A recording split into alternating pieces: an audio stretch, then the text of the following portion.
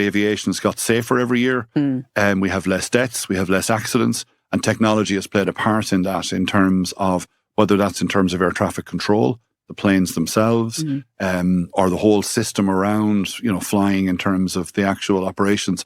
And if you look at it, and when I looked at the data, like every year, and the data is really important, literally, I think bar 1 year, the number of accidents, the number of fatalities, and obviously if a plane crashes, unfortunately, it is fatal, so you have to be very conscious of that. But they've dropped year on year through safety. Part of that is culture, which you could again apply to the health service. Part of that is technology assisting. So when I worked at the airline first, there were probably 4 people in the cockpit of a 747.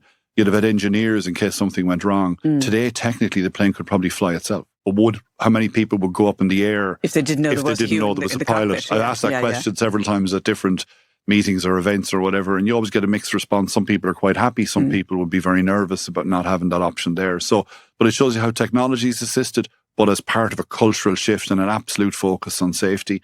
And actually, one of the things that started off years ago from aviation was the concept of a checklist.